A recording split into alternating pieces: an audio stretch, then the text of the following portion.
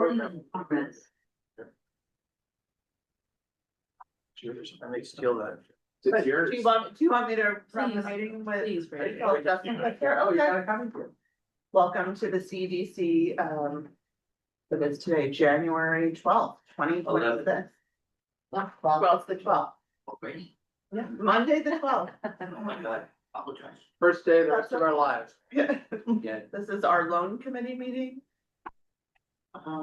First up on the agenda is the consent agenda, which we'll need to vote on for approval, so I'm not sure if we wanna. Would anyone like to remove anything from the consent agenda for specific consideration? Otherwise, you can approve all three at once. Not for me. Anyone else? No, so I'll just need a motion for approval. And a second. Second. Say all those in favor, anyone opposed? So move. That was the minutes, the loan charter. And the loan committee discharge duties and the notes. Next up is the portfolio dashboard. Martha, do you want to walk us through? Martha, before you Yeah. do that, and Martha and Steve have also included an annual loan report. But for the year, SBA year, which ends on September 30th. CEDC had 22 loans totaling $450,000. Pursuit, which as you know is statewide, it's an entity owned by 22 banks around the state. Used to be known as the New York Business Development Corporation. They had 43 loans, but only $402,000. So we were first among the micro lenders in New York State in terms of dollars, and they had more loans than we had. But you know, it's a true credit to the strength of the portfolio and the work that Martha and Steve does, and that the rest of the team does to support that, including Kathy Leiden, who does the bookkeeping for the program. So congratulations, Martha, Steve, Kat. Lisa has received some checks as they come through the door, so it's truly a team effort, but I think it's phenomenal to be able to consistently be equal to or ahead of Pursuit. And I tell their leadership that all the time. Not that we're competitive. So, Thank you.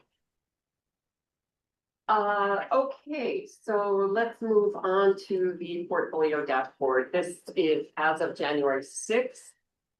And at that moment in time, we had 4 loans in arrears. Loan client A, everyone is familiar with. Loan client B, I think we're all familiar with. I gave an update at the last meeting. Loan client C is 30 days past due. We've been in touch with him. And loan client D is also 30 days past due, and we have reached out to that client as well. Are there any questions on the portfolio dashboard? No questions. Okay, a couple of other things. We put at everyone's place a risk rating report. Our loan policy manual states that we'll update this report quarterly and advise the loan committee. And you can just see the clients that are in category 1. Those are typically smaller loans, or they have very strong guarantees. We feel confident they're going to be repaid on time, and then it goes all the way up to number 4. And the 2 clients in there are on the portfolio dashboard. Don't we have number 5 on that somewhere? We do not. We have 4s, and I think we have a couple sixes. Oh, which are the 2 in arrears. Yeah. We had a I think it's out of order. we had a preliminary meeting with the auditors with respect to the 2025 audit. And there's a balance between this report and retaining the bad debt allowance. Their concern is that this report shows that we need $352,000 in bad debt allowance based on the criteria that's been established and the ranking that Martha and Steve have done looking at each individual credit. Yeah, the last, They think we should be reserving, so we're at 302,000. You approved up to 75,000 of additional debt, loan reserve. They're suggesting that we book the entire amount for the, loan in bankruptcy and perhaps a significant amount for the, client, number B. Yeah. And, Martha and I and Steve, are gonna talk about that, this week and, we then, discuss at the finance committee meeting. I have always liked to put more in there. And, they, keep telling me that, well, you have to be careful. I said, well, it's a rainy day fund and, we need to be sure that, it's well identified, and then by going through this quarterly risk review, which we've done for 7 or 8 years, it does give us a better sense, and it does make us look at each loan. And sometimes we look at them from the perspective of what risks there are in the industries that the client is in, even if the client has been a good customer and paid on time for a long period of time. So we are looking at and next time we can sort this by risk rating, it'll be a little easier to read. Martha, before you get into the loans, would you like to go through the annual report? What you just handed out? No, the thing that Steve. Oh, Long report for the year. sure, this shows how many businesses have paid their loans in full, either at term or early. It also states that we closed 37 loans to 23 businesses in 2025. A couple of loans were approved, but were not accepted by the client, and those are listed, 2 of those. And then at the very bottom, we show how much we have available to lend, which is 1.5 million, 690,000 in the CEDC loan fund, and a total of 842,000 in the SBA loan fund.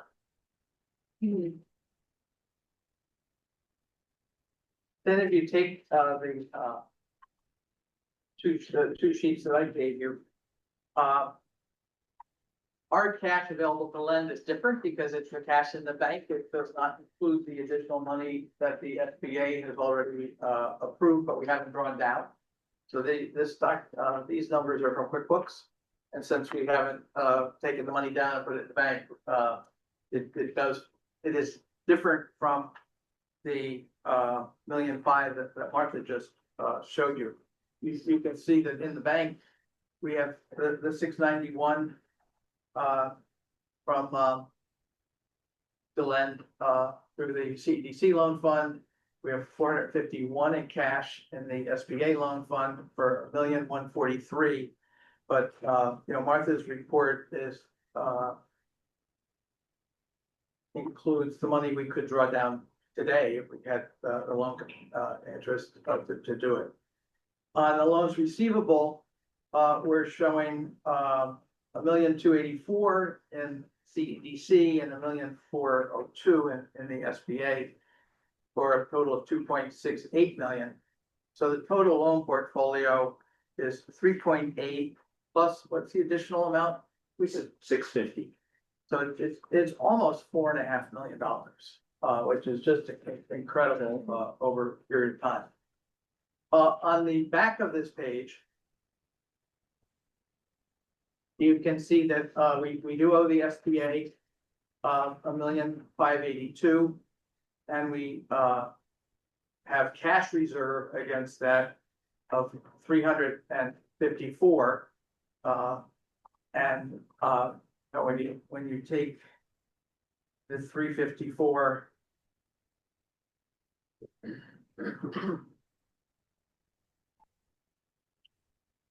and divide it by the $1,582,000 that we have, that's 22%.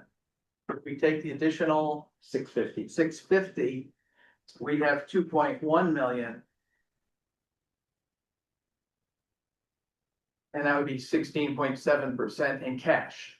And as you know, to the extent that a SBA loan is delinquent more than 2 months or 3? Three. 3 months, we have to call the loan. We often restructure the loan and buy it out from the SBA at the full balance from our CEDC loan fund. But to the extent we don't, we have to use a portion of the money in the reserve account to pay the SBA back. Then you have to calculate, do you still have 15% in the fund? So I mean, in addition to looking at the loan loss, the allowance for loan loss on the books, which impacts the balance sheet, we do have to continue to look at how much cash we have in the SBA account. So we continue to do that. But I think the more interesting thing that I provided the accountants is on the second sheet. We would need right now 54% of our SBA loans fail. I'm sorry, 54% of all loans, CEDC and SBA, to fail before we would be break even on paying back the SBA. So if you look at that chart, the first column of numbers is 2025. Then we have the $2.68 million total loans receivable.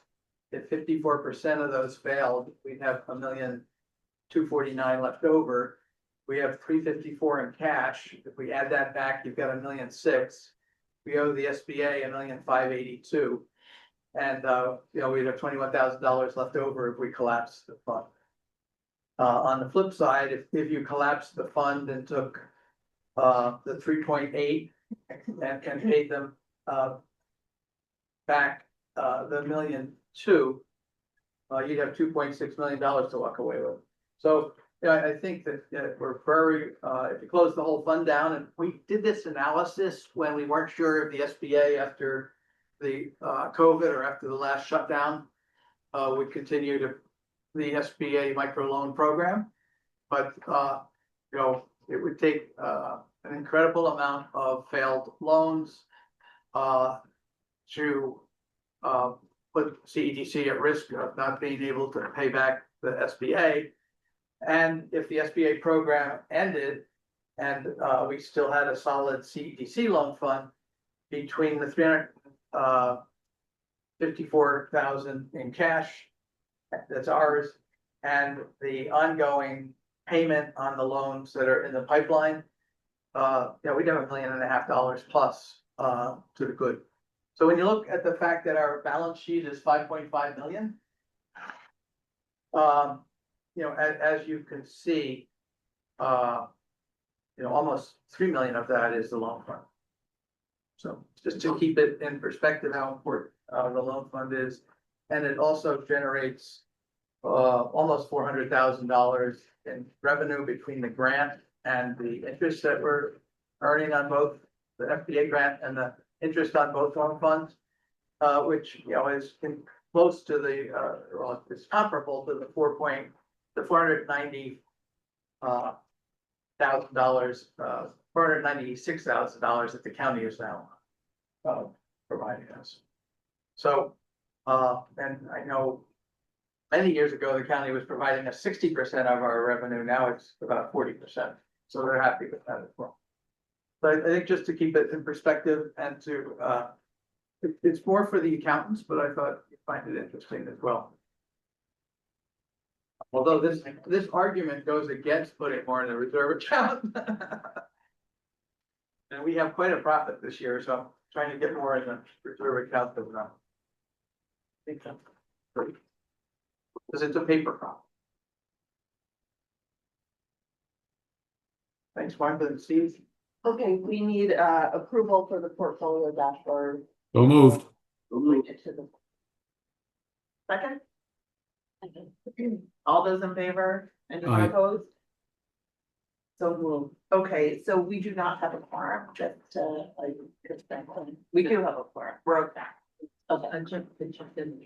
Five members. Okay, but we're okay with the rest. Okay. Okay, so Martha or Steve, moving on to the loans, Albert and Arden. Yes, they're located in Hudson. They've been in business for over 10 years. It's a specialty food store. The request is for $50,000 split between the two loan funds. The total monthly payment would be $870. The interest rate is 7 3/4. The purpose is working capital. The lien is on the business assets with the guarantee of the principals. Actually, the loan committee and the full board approved a very similar loan a year ago, December. And they didn't take the loan. I really think it's an insurance policy so that should they have a cash short flow during the first quarter, which is typically slow, they'd be able to draw down these funds. Did a very strong fourth quarter. I contributed.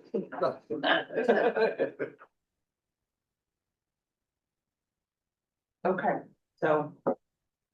Anyone have any questions? If not. We'll take. Motion to approve? And this actually would have to go to the full board for. Yeah. Make the motion. Second? Gary, will you second? I will. Okay. Yeah, so we've all approved, so we're gonna bring it to the board. You have to jump in here. He can't. Yeah, you can vote. Thank you. Deferential to the chair. Yeah. Me too. Okay, next on the agenda is the farm. Right. And actually, this was on the agenda. I did, right, I last did month look at as that. well. So we put it, as part of the packet in the event that they are ready to come to the board, and they're not. And so it's another sort of the anticipated delay, but possibly. There's a possibility that Next month. we'll see it Yeah. next month. Yeah, we're working with the client and they're keeping us updated. Okay.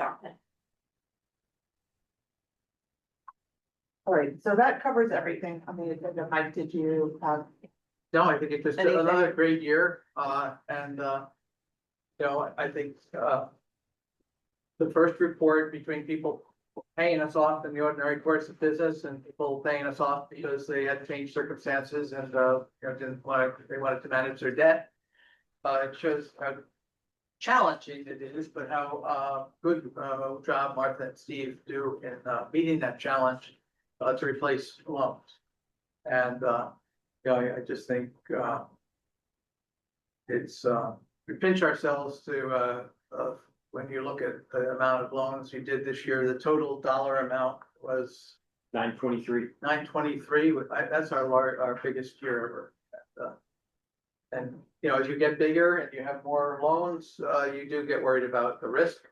But I think, our biggest risk is CEDC's obligation to pay back the SBA. And, that's more than covered. And, the risk on the county loan fund is if you have losses that reduce the amount available to lend.